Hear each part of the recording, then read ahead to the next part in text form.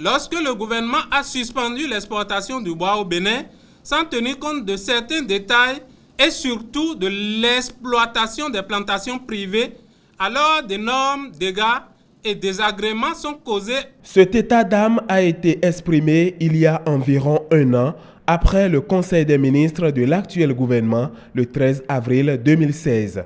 Mais depuis la rencontre gouvernement exploitant de bois le 27 février 2017, la mesure de suspension a été levée.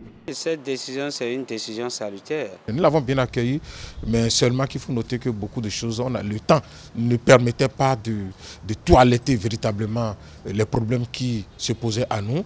Et je dis, notre souhait serait qu'on n'aille pas à des impositions de taxes prohibitives, parce que ça va donner l'effet contraire. L'effet contraire serait que nos produits ne seront plus compétitifs sur le marché international, quand bien même nos produits sont prisés. Le décret, un projet de décret est déjà apprêté et envoyé en Conseil des ministres.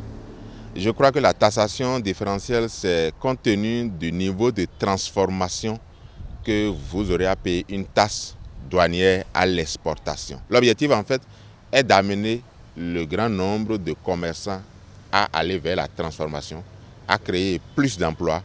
Je puis déjà vous dire que nous étions déjà dans la transformation et que le gouvernement, sur ce plan-là, n'a fait que défoncer une porte ouverte.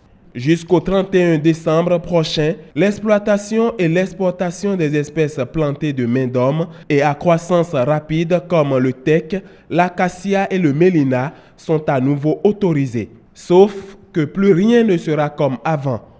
Mais dire que ça soit sur toutes les formes, que le gouvernement est en train de nous pousser à organiser de n'importe quoi, je crois que c'est de faux problèmes.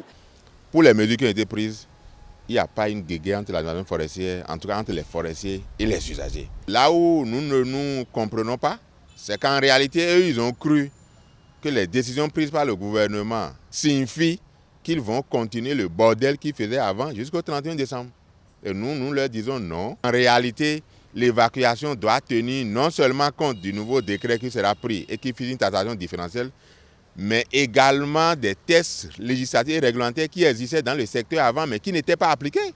Désormais, dans le secteur, le scanning est une exigence qui est saluée par les différents acteurs. Le gouvernement est allé jusqu'à parler de scanning. Il faut scanner les produits. Moi, en tant qu'usager, ça me rassure.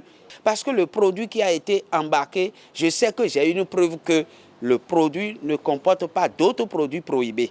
La première audience que le ministre a accordée à mon syndicat, nous avions été les premiers à faire ces propositions-là, que le scanning doit être systématique et qu'il ne doit, c'est-à-dire le forestier doit savoir ce qu'il y a à l'intérieur avant que le conteneur ne soit embarqué. Une fois que ce réseau est maîtrisé maintenant, vous allez voir que les pressions sur nos ressources forestières vont diminuer et nous aurons de plus en plus un environnement sain parce que les changements climatiques, leur impact, leurs effets néfastes commencent par nous rattraper. Le reboisement devient alors un impératif.